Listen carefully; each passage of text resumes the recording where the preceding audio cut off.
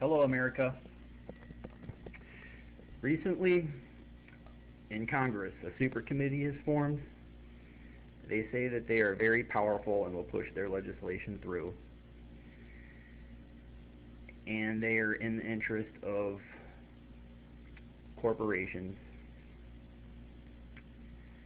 Speaking in the interest of corporations, and they claim, after having almost defaulted on loans and having to borrow another $1 trillion, and having our credit rating downgraded by the S&P, that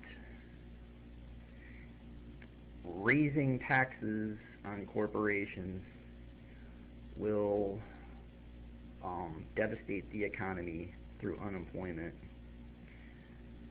and will hurt the deficit. In lieu of this argument, I'd like to go over some of the history of how we got to the problem we are in.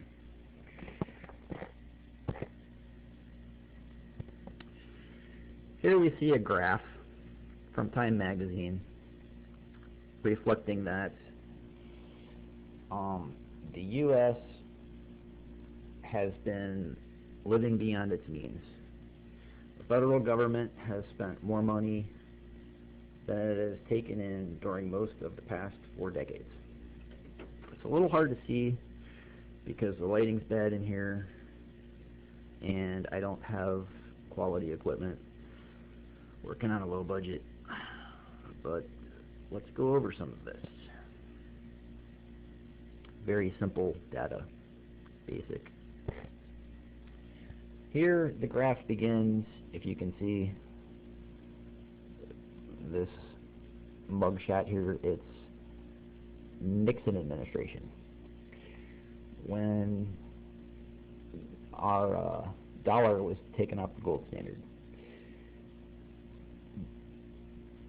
The red section reflects income or revenue, and the black reflects our federal spending. And here we start to see that spending started to exceed our income or revenue. Then we go into the Ford administration, and we had a deficit. Carter. Now, with the Reagan years, Reagan campaigned on a platform of cutting federal spending, which he really did not do, or his actions as executive were not consistent with that. And began economic theory called supply-side economics, which supported the supply side of the economy through lowering taxes on the owners of the means of production, or i.e. the corporations. Here we see the deficit started to dramatically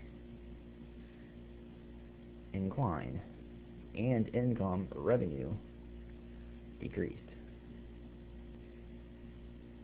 Then they go into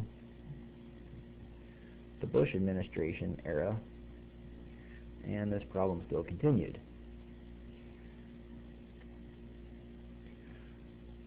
Now we move into the Clinton administration,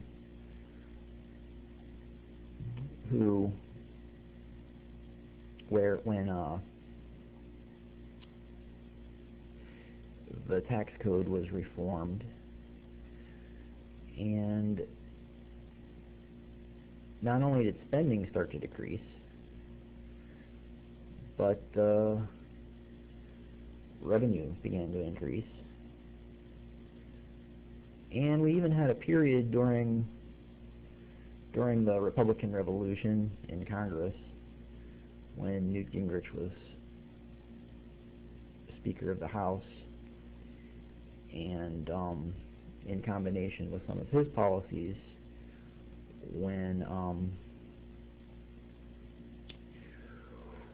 well, from here to here, there was a Congress dominated by the Democratic Party, and then we had the Republican Revolution, and then in combination with that, during these years, we actually had a surplus. Not speaking of affirming either party, Democratic or Republican, that's not the point. But there was a period during the Clinton years when we actually even had a surplus with the budget. Then we move into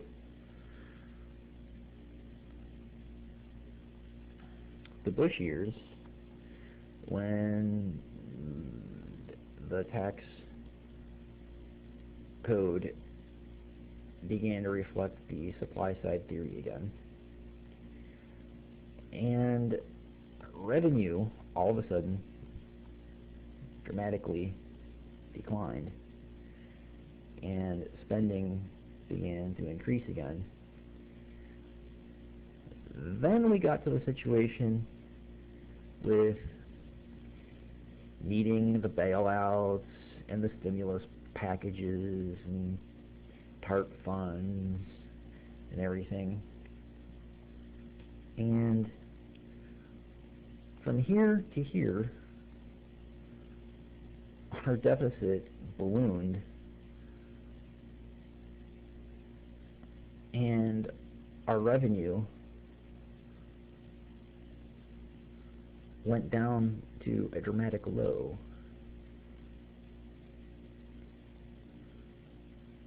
An all-time low. And we see this huge gap in the deficit. Around 2008, we were borrowing about $5 trillion. Now recently, we had this budgetary debacle where we couldn't even make it borrowing $14 trillion.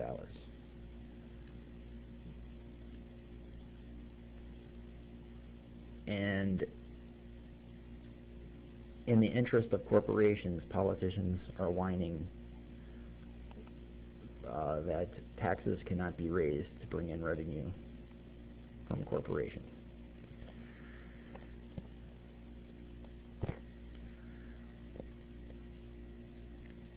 All throughout this period, from the Reagan administration on to the Obama administration,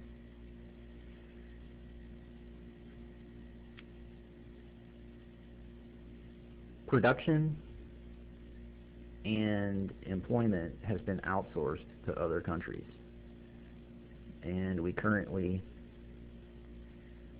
do not have a major production backbone in this country because corporations have not been loyal and they've been outsourcing employment to other countries.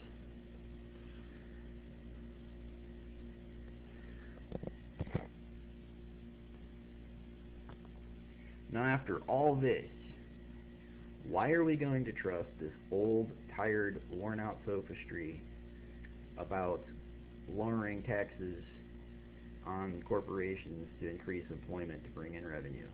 It hasn't worked this whole time. I say, fund a new company that's going to start production and employment in the United States of America and make products made in the USA, and not trust these people. Thank you.